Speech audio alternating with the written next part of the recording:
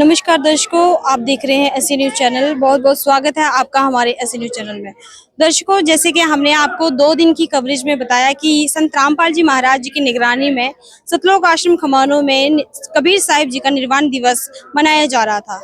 लेकिन आज उस समागम का तीसरा दिन है और जिस दिन पहला दिन था वहाँ पे संत रामपाल जी के अनुयायियों का उल्लास और खुशी देखने को मिल रही थी।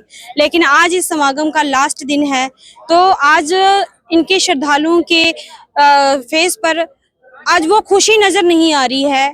काफी यहाँ पे दुखी नजर आ रहे हैं क्योंकि परमात्मा से जो मिलने का इनके मन में जो खुशी होती है वो आज खुशी हमें देखने को नहीं मिल रही है। यहाँ पे जितने भी श्रद्धालु हैं उनसे हम जानने का प्रयास करेंगे कि आज यहाँ से वो जा रहे हैं, कैसा उनको लग रहा है। हमारे साथ उनके अनुयायी जुड़ चुके हैं, आइए हम उनसे जानते हैं। नमस्कार मैम। साई भगत जी। क्या नाम है आपका और आप कहाँ से? रेशमा दासी, लुधियाने से। मैम, जिस दिन आप आए थे यहाँ पे तो खुशी थी, आज इस समागम का लास्ट दिन है, क्या कहना चाहेंगे, कैसा लग रहा है आपको? भगत जी, यहाँ से जब बिछड़ते हैं, यहाँ से जाते हैं तो यहाँ जाने से मन नहीं करता हमारा। बिल्कुल जब मन नहीं करता, मन रोता है कि हम ना जाएं घर। यहाँ पे इतनी खुशी परमात्मा की भक्तों से हमें मिलती है। इतने प्यार से बोलते हैं, बहुत ज्यादा प्यार से बोलते हैं। यहाँ एक दूसरे में इतना प्यार हुआ है, बहुत ज्यादा।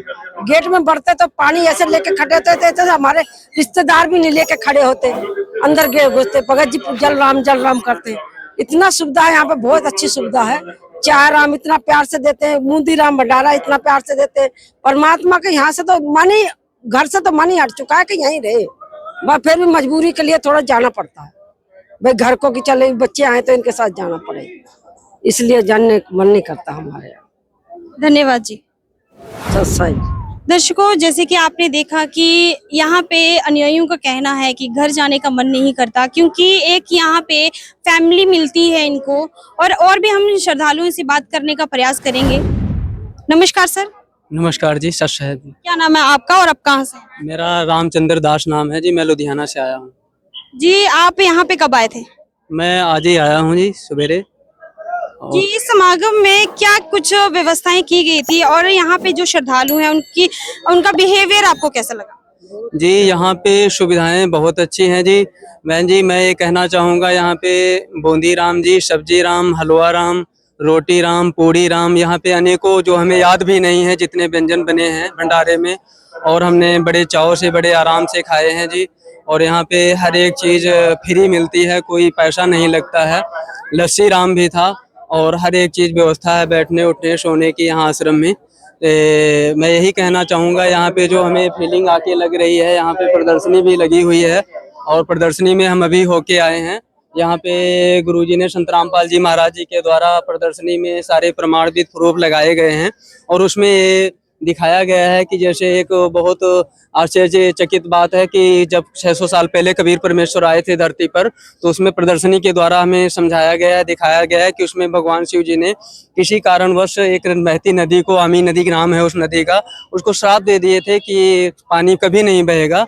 लेकिन परमात्मा ने, कबीर साहब ने 600 साल पहले आकर के उस नदी को नहाने का मन किया तो उसमें पानी नहीं था। उन लोगों ने कहा कि पानी तो है नहीं, तो परमात्मा कबीर ने अपनी शक्ति द्वारा उस नदी में पानी बहा दिया था, जो आज भी प्रमाण है। काशी कबीर नगर काशी में वो नदी बह रही है, आमी नदी। तो हम यही कहना चाहेंगे कि इस प्रदर्शनी में और भी कई वेदों के प्रमाण दिखाए गए हैं। मंत्र नंबर 161 ऋग्वेद में कि परमात्मा सभी पापों को नाश कर देता है। अन्य हमारे जो कभी हम पहले सच्चे सौदे में भी जाया करते थे, अन्य डेरा ब्यास में भी जाया करते थे, वहाँ भी, लेकिन कभी ऐसे महापुरुषों ने इस तरह से ज्ञान नहीं समझाया कि हमारे जो दुख दर्द हैं वो परमात्मा दूर कर सकता है या काट सकता है। या अन्य हमारे जो छोटे मोटे गुरु होते थे, आचार्य लोग, या फिर अन्य जगह कहीं तंत्र विद्या जो करते हैं, कई लोग समाधान करते भी थे, तो हमारे जब समाधान नहीं होता था तो यही बताते थे कि आपको लिखा हुआ कष्ट झेलना ही पड़ेगा। लेकिन हमारे संत रामपाल जी महाराज पूर्ण विश्वास के साथ ये बोलते हैं, टीवी पर प्रवचन करते हैं, और हमने उनके वैसे भी दर्शन किए हैं पहले। आज तो जेल धाम में है हमारे गुरुजी, तो वो इसलिए मतलब पूरे विश्वास के साथ बोलते हैं कि चाहे कैंसर का बाप क्यों ना हो, यदि हम परमात्मा को साक्षी मानते हैं और उसकी सत भक्ति करते हैं नियम मर्यादा में रह के, तो उसका कैंसर भी ठीक होगा।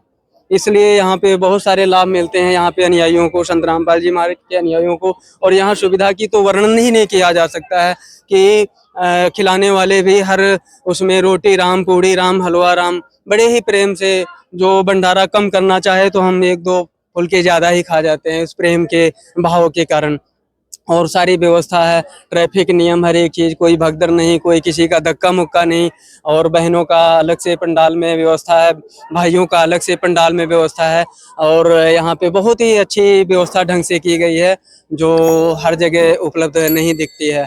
सर जैसे कि आज इस समागम का आखिरी दिन है, सभी अपने घर चले जाएंगे, इसके विषय में क्या कहना चाहेंगे? इसके विषय में यहाँ पे तो हमारा दिल आंखें भर आते हैं कि यहाँ से जाते मन नहीं करता है। यही लगता हम 2-4 दिन और रहें, लेकिन कई घरेलू काम भी होते हैं इस माया जाल के अंदर। सत्संगों में समझाते हैं परमात्मा कि इस पृथ्वी लोक में और भी काम जरूरी है रोटी पानी के लिए।